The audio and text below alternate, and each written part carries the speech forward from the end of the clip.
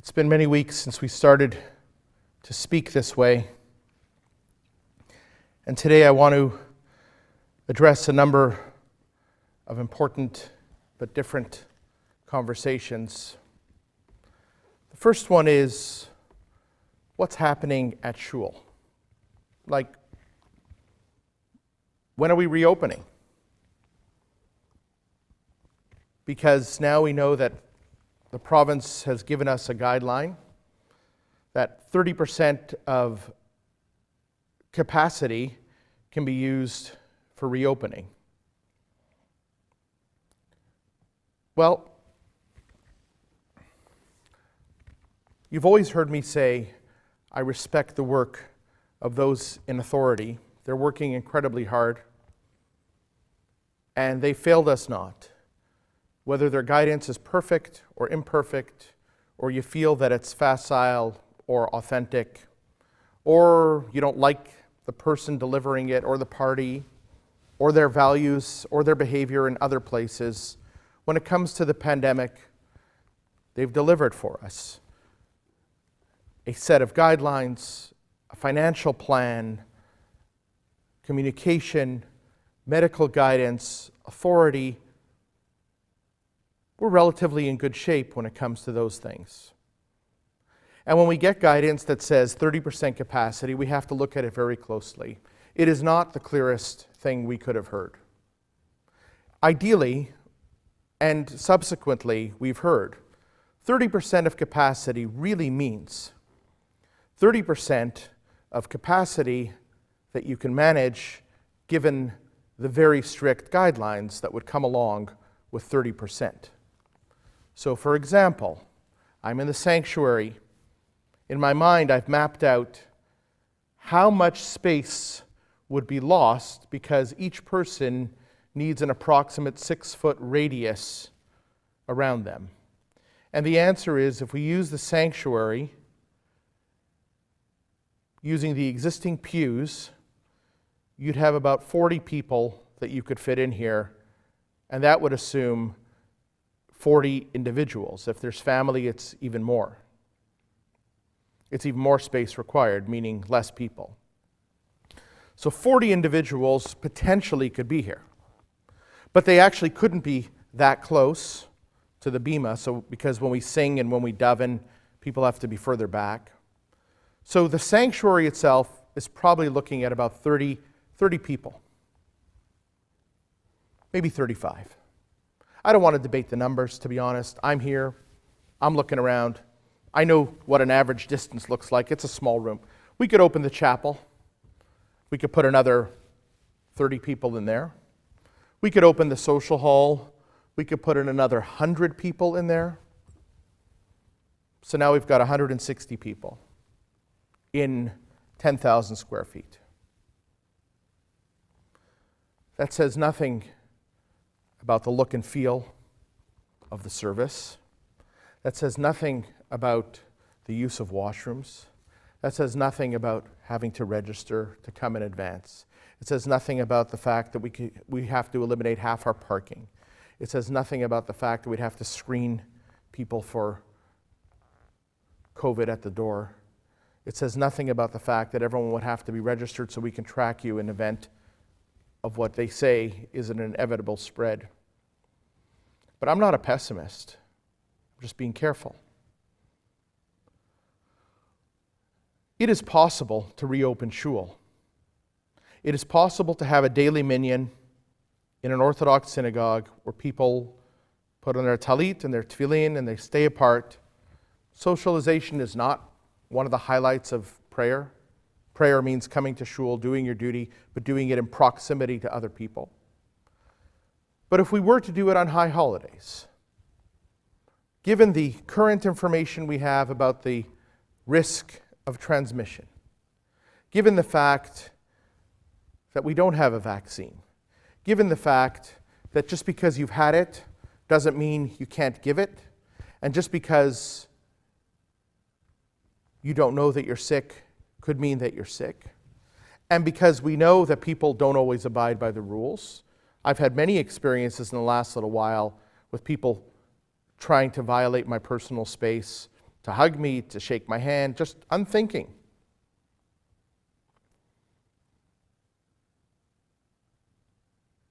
I don't want to put myself at risk, just like you don't.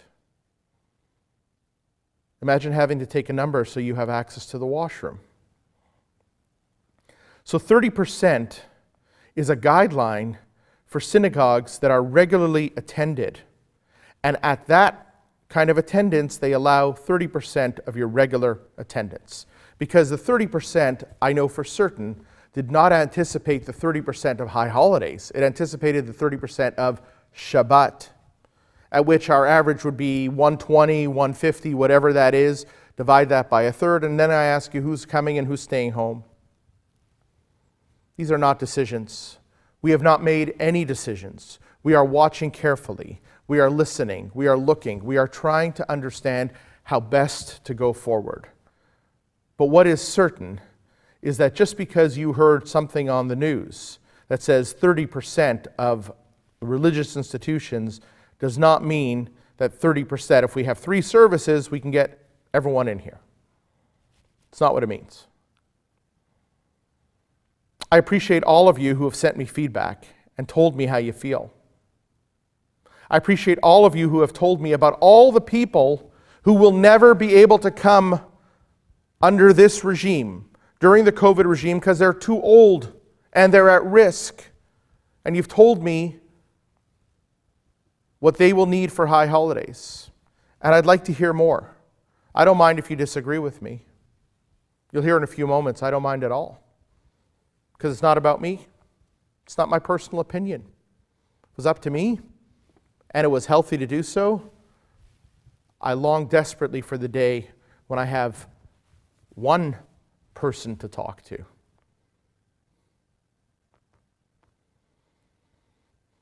So keep in mind that when you hear numbers, and when you hear statistics, and when you see that it's flattening out, and when you see that it's up or down, you also need to take into account that we have not been getting together in shul.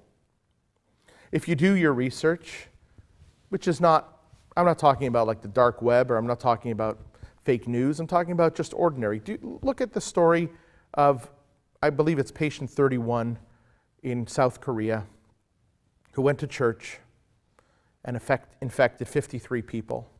It only takes one, you know. One person who doesn't follow the rules, one person who's sick, one person who should have stayed home, one person who knows they were exposed or don't know they were exposed, doesn't wear the mask, coughs, people pass by inadvertently, by accident. Forget the fact that someone may have a heart attack and people have to attend to them without knowing their medical condition. Forget the fact that washrooms are the least sanitary place you can imagine during COVID. So when you hear numbers, for example, I heard this morning a number. It was a great headline from Toronto. The headline was, "A vaccine is months away." And they quoted an epidemiologist out of, I believe it was Laval University. When you read the article, it says, quoting him, "No, a vaccine is not 10 years away. It's months and months and months, many months away. But it's not 10 years away." Well, when I say to you it's months away, and I say months, maybe years, but not 10, that's different than saying it's months away. So be careful what you hear. 30% of capacity means if this, if that, then you can have up to 30% of capacity. It may be possible that some things start up again, but it's also possible that we have a resurgence. I don't know. I'm not making a decision. Neither should you make a decision for other people. We need to do this together. We need to do what's best for all of us. One thing we do know, we have a way to talk. We have a way to communicate. We have a way to engage. We're lucky. We've been working on this for for months and months and months now.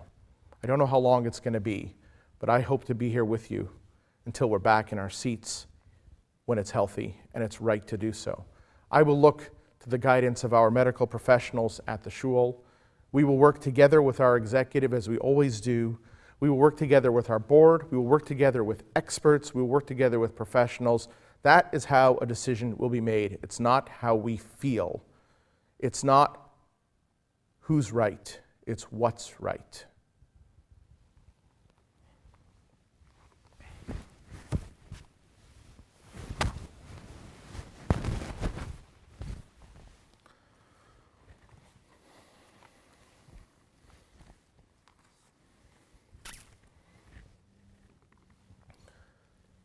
Today I want to follow up on the conversation about racism that we had last week. You saw that video, and I want to share with you some of Robert F. Kennedy's speech on racism. It's called A Speech on Race. You should look it up. You should read it. Robert F. Kennedy was assassinated a few months later. Robert F. Kennedy was probably not what you think he was, if you're just assuming he's just a white Kennedy. The Kennedys had a lot of progress within them. They were both killed, perhaps for their views, perhaps for other political motives. It's unclear. But I want to share with you a little tidbit of what he shared today, and I think it is so relevant. It is so topical. It is so on target for today. Just like I quoted the story earlier of Miriam, the sister of Moses, talking about Moses' black wife in a racist way. Although in the Bible, of course, you get punished for those things. Immediately, she was punished for speaking against somebody about their race. And Robert F. Kennedy's speech, which is old, before I was born, sounds like it could have been written today.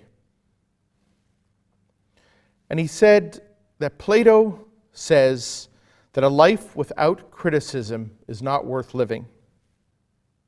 And this is the spirit of American democracy, that we need criticism. Well, he said that then. I don't think that really holds true now. I think people have become very, very unwilling to listen to criticism. But he talks about the dissent meaning the dissension of individuals in America who were, at that time, were rioting. There was Watts and Oakland. They were rioting. Black America did not feel that it had been fully granted the civil rights it demanded and were given by law because people would not allow it. And he spoke these words: "These are among the objects of our dissent. Yet we must, as thinking men, distinguish between the right of dissent and the way we choose to exercise that right. It is not enough to justify or explain our actions by the fact that they are legal or constitutionally protected. The Constitution protects wisdom and ignorance, compassion and selflessness alike. But that dissent, which consists simply of sporadic and dramatic acts, sustained by neither continuing labor or research, that dissent, which seeks to demolish while lacking both the desire and direction for rebuilding, that dissent, which contemptuously or out of laziness casts aside the practical weapons and instruments of change and progress, that kind of dissent is merely self-indulgence and is satisfying perhaps to those who make it. But it will not solve the problems of our society. It will not assist those seriously engaged in the difficult and frustrating work of our nation. And when it is all over, it will not have brightened or enriched the life of a single human being or portion of humanity in the globe. A very powerful statement on what dissent should and should not do. And I know there's been a lot of conversation over the rioting and the looting and so on. And that is one form of dissent that I would argue is not effective. On the other hand, trite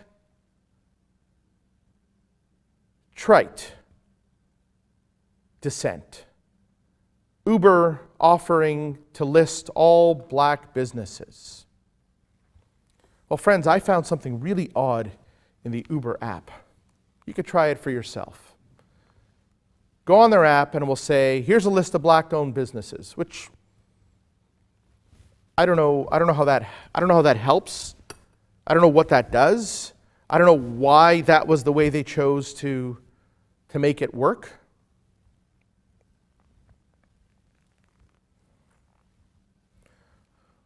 And then when you finally order your food, there's a screen that says, hang tight, we're finishing your order. The first time I saw that we went from black-owned businesses to hang tight. Well, hang tight is a phrase that stirs up in my imagination ideas, images, and pictures that sound like strange fruit. It's what happens when your dissent is entirely trite. You get it wrong no matter what. Real people need to be helped. If you really want to help people, Uber, the right thing to do is give your drivers more money. Give restaurants a break.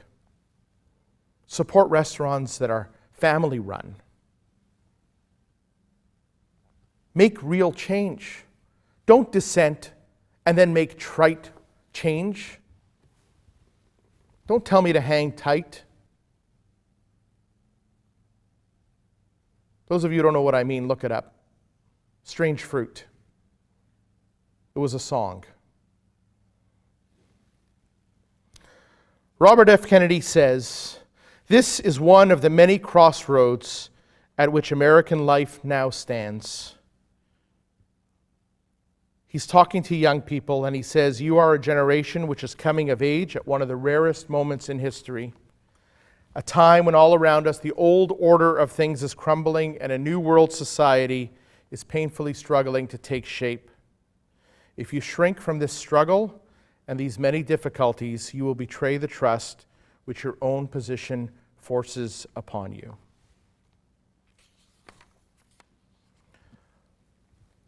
Finally, he says, "You can use your enormous privilege and opportunity to seek purely private pleasure and gain, but history will judge you.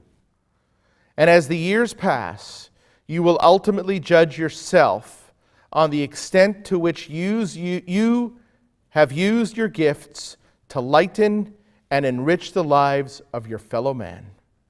In your hands, not with the presidents or leaders, is the future of your world and the fulfillment to the best qualities of your own spirit."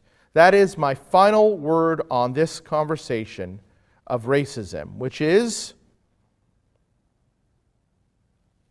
how have you used your enormous privilege and opportunity? Have you made other people's lives better?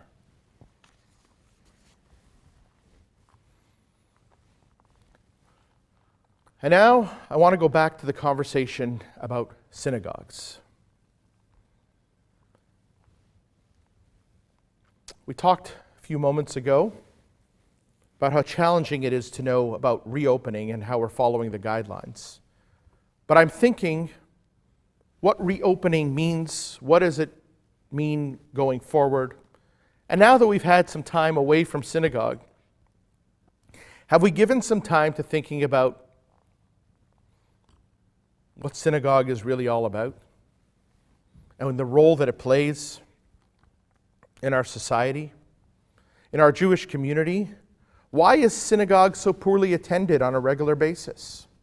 Why in the conservative, reform, and non-Orthodox communities,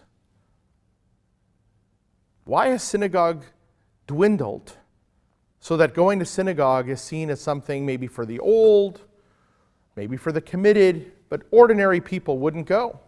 And if they go, it's 3 times a year, it's high holidays, whenever they get a pang in their heart, Yizkor, Yortzeit. Maybe there's something else going on that we could think about.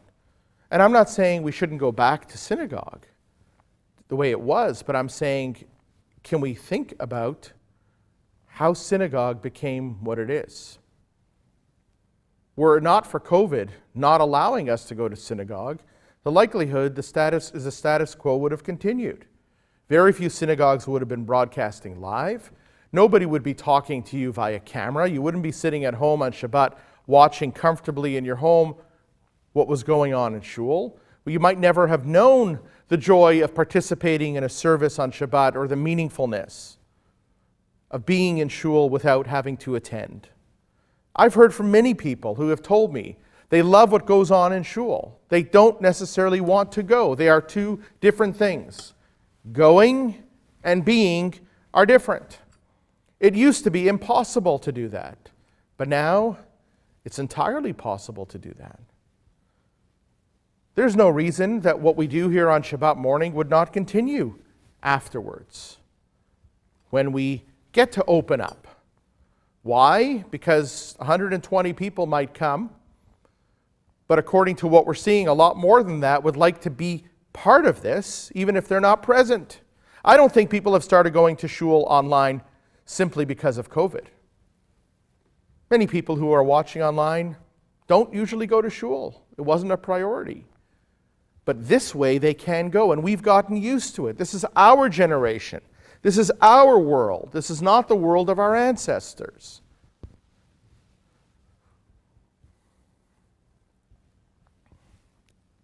So I'm thinking about the future of synagogue. And I want to digress for a moment to another favorite topic, which is really, ultimately, about synagogue. And that is fishing. Fish, really. The entire structure of the fish world. Migration, spawning, species, etc. Of course, you may not know, but I'm a fly fisherman. But I won't go fly fishing this summer.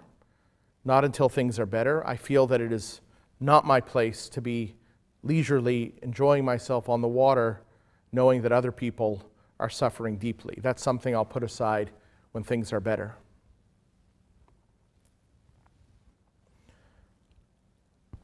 So those of you who have ever been to British Columbia probably have heard of the Okanagan.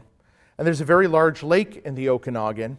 And for the first time in 50 years, the sockeye salmon have made it back to the lake and they're spawning. It took a tremendous amount of work from all levels of government and many different environmental organizations to be able to get the fish back to the lake. Because as you know, salmon return to their home where they spawn. This species of salmon returns to its home. So they needed to create spawning beds. They used special gravel that they designed to make it feel like a salmon's natural spawning bed. They had to get the fish through the dam, the Penticton Dam, which was supposed to have a fish ladder. And a fish ladder, for those of you who have ever gone to a river to watch, salmon swim upstream.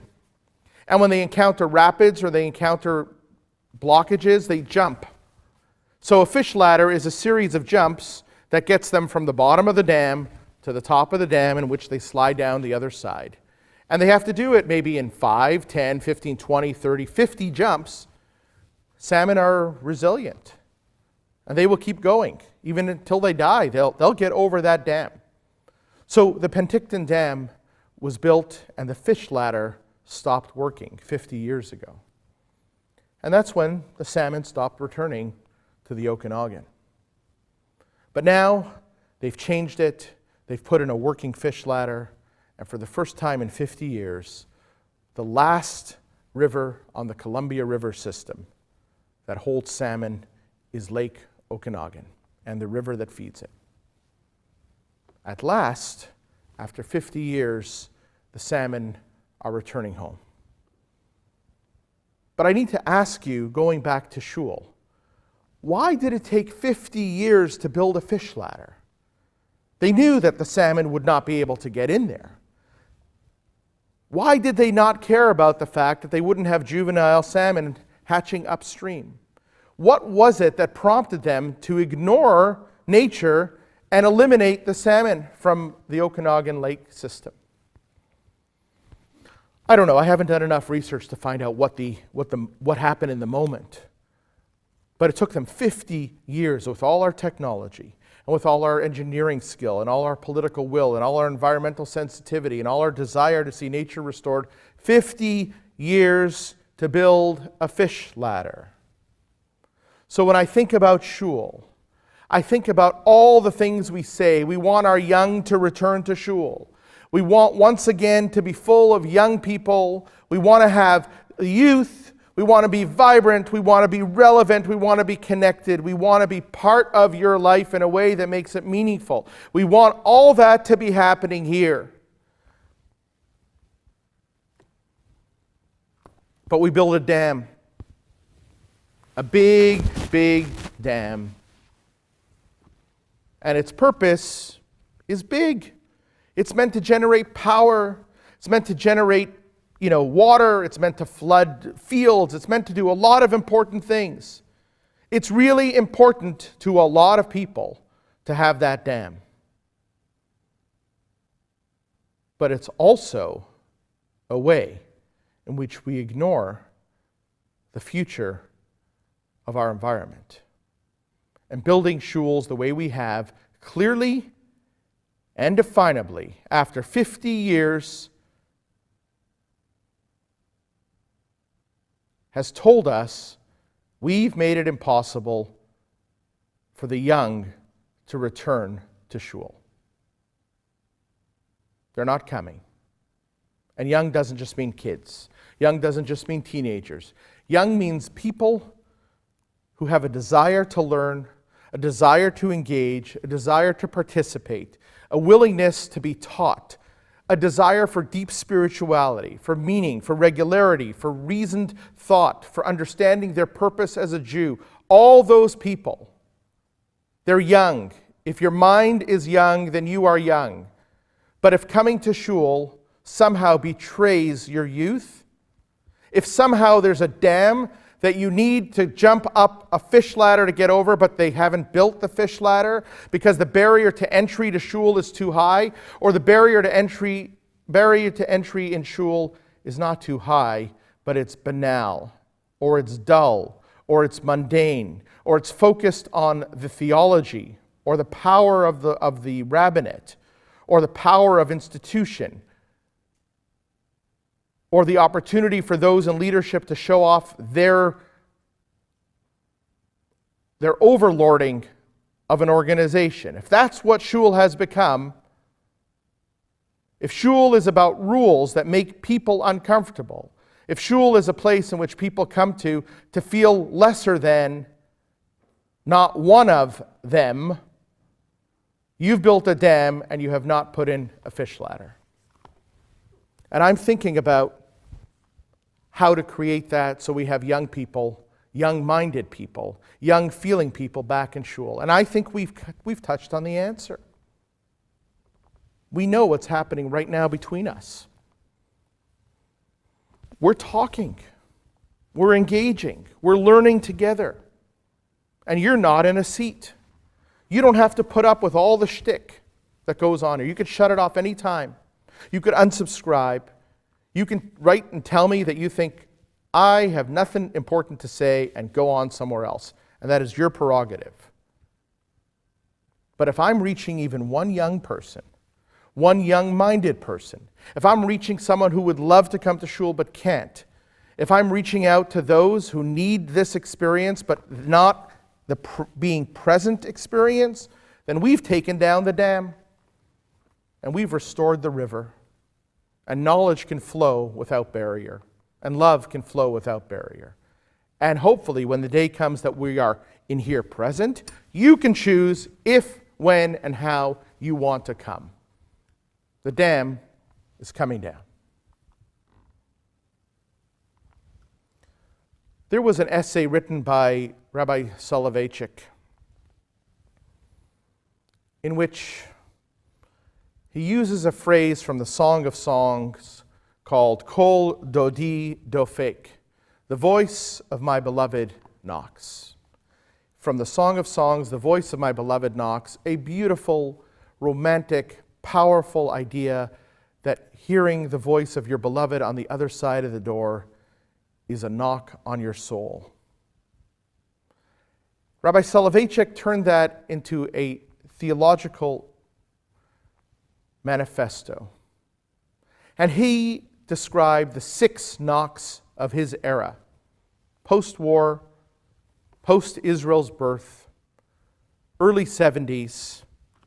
He says in his writing, the 6 knocks of my beloved are that Israel was established, that Israel had tremendous victory in war, that the world had shifted its theology to allow years and millennia of anti-Semitism and hatred to dissipate long enough that Israel had the right to reclaim its historic land. The UN established Israel. The 4th knock was that young people are embracing Israel and their Jewish identity. The 5th was that the Jewish people are no longer going to stand by idly and be victims. And the 6th was that there was mass immigration to Israel and a restoration of the land and a fulfillment of the promise that Israel will once again be the Jewish homeland. These were the 6 knocks of Rabbi Soloveitchik. And I've spoken about this a number of times. And I tell you today, every generation and every era brings new knocks on the door. Firstly, the knocking on the door by our beloved is a little bit chilling for me because the closest we can get to those we love sometimes is a knock on the door. Speak to your mother through the door, open the doorway, knock on the door, they stay in. Your friends at a distance.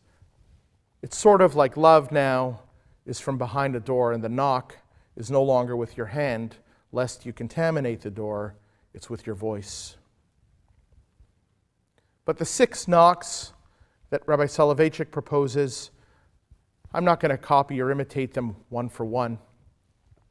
But what I do need to tell you is there's a new knock on the door. And the new knock on the door goes back to what I talked about, the hunger for knowledge, the hunger for engagement. And if we as a community do not offer the engagement in whatever way we can reach out to our community, we are not listening to the voice of our beloved.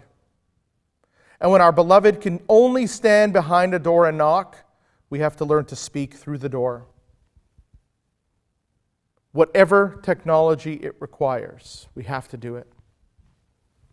And the knocks of our time are many, more than 6. But primarily within the synagogue world, they're a quest for acceptance of the individual for whoever they are. It's a desire to be part of something meaningful and rational. It's an attempt to try to justify your Jewishness in a world that sees itself as global. It's the willingness to be a human being while aspiring to something greater than yourselves, historically and in modernity. It's the realization that we have suffered so much, and it creates a huge responsibility for each and every one of us, individually and collectively, to give back. We are not free to just live.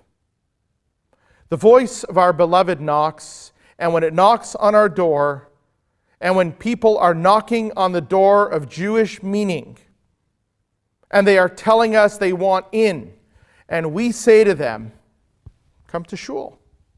But we know that shul will not provide them what they want because it doesn't match anything else in their lives. And to tell people that this is how you're going to do it. This is the format in which you will achieve connection to your Judaism when it's not the way they connect anything else in their life is not going to happen. The voice of my beloved knocks, and I end with a phrase that I find to be one of the most powerful critiques of Jewish life and one of the greatest opportunities of our future. My love, if you've given me the key to your heart, why do you make me knock? We claim to have given the key to Jewish identity to anyone who wants to participate. We've said to everyone, you are welcome. We have said to our Jewish world, it's easy to get to access. It's all over. You can read it anywhere. You can read the books. You can participate. We're wonderful. We're warm. We're welcoming. And yet they're still not coming. They're not filling up the pews every Shabbat like they do on high holidays. Maybe what we're offering is not what they want. Maybe what we're offering is not when they want it. Maybe they just don't want what we're offering. Maybe it's the wrong offering. But my love, and my love means to the Jewish establishment, all of us, myself included, if we say we've given them the key to our heart, why do we make them knock? Why don't we just open the door and find a way that they can enter and stay comfortably? Let's tear down the dams. Let's build up the ladders. Let's invite them to stay, and when they stay, they will find meaning. And when they find meaning, they will transmit that meaning to the next generation. And the work of being a Jew in this world is to find meaningfulness today that we can transmit to tomorrow, because that has been done for us for thousands of years. We need to get back to the meaning. The voice of our beloved knocks. It's time to let them open the door. Whatever we have to do, let's do it. We now know a new way is possible. My love, I've given you the key to my heart. You're welcome anytime.